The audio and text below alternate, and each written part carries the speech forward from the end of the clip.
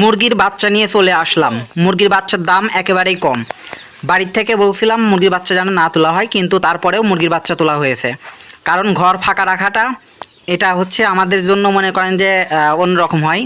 আমরা ঘর ফাঁকা রাখি না, নির্দিষ্ট সময়ের মধ্যে আমরা বাচ্চা তুলে ফেলি। তবে এরপরেও হচ্ছে আমরা বাজারের দাম অনুসারে বাচ্চা তুলে থাকি। তবে সাধারণত একেবারে যখন দাম কম থাকে সেই সময় একটু আমরা লেট করি। কারণ বাচ্চার দাম যখন কম থাকে তখন হচ্ছে সাধারণ মানুষ, সাধারণ পাবলিক এরা হচ্ছে মনে করেন মুরগির বাচ্চা তোলে, যার ফলে পর্যাপ্ত মুরগি মনে করেন যে সরবরাহ থাকে, যার জন্য বাজার একেবারে লো থাকে।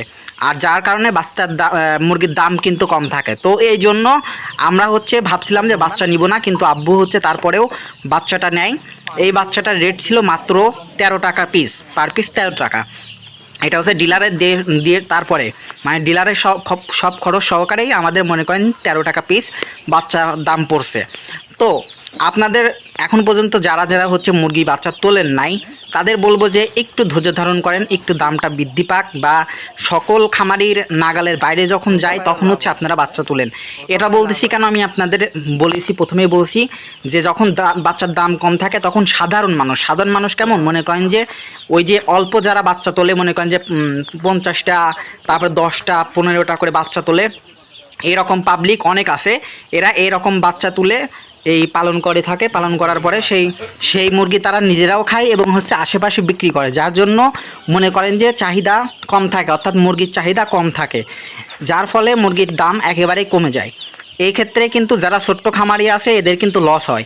আর যারা মনে করেন যে বড় খামারি, যেমন আমাদের মতো যারা 1000 বা 2000 মুরগি পালন করে, এদের হয় কি মনে করেন যে অল্প সীমিত লাভ হলেও মনে করেন যে কিছু হলেও চলে আসে, অল্পের পদ্মে লাভ হলেও ব্যাপক সংখ্যার কারণে আমাদের মনে করেন যে লাভ চলে আসে। আর যারা হচ্ছে ছোট খামারি তারা কিন্তু মনে করেন যে সেই লাভটা পায় না, কারণ দাম কম থাকে।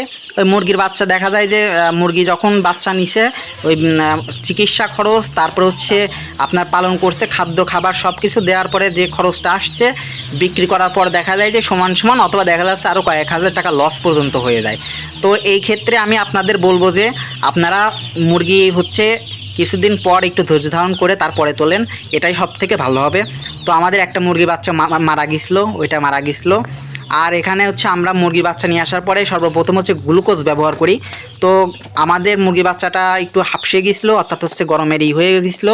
তো এই জন্য আব্বু বললো যে তাড়াতাড়ি ঠান্ডা পানি একটু দিতে।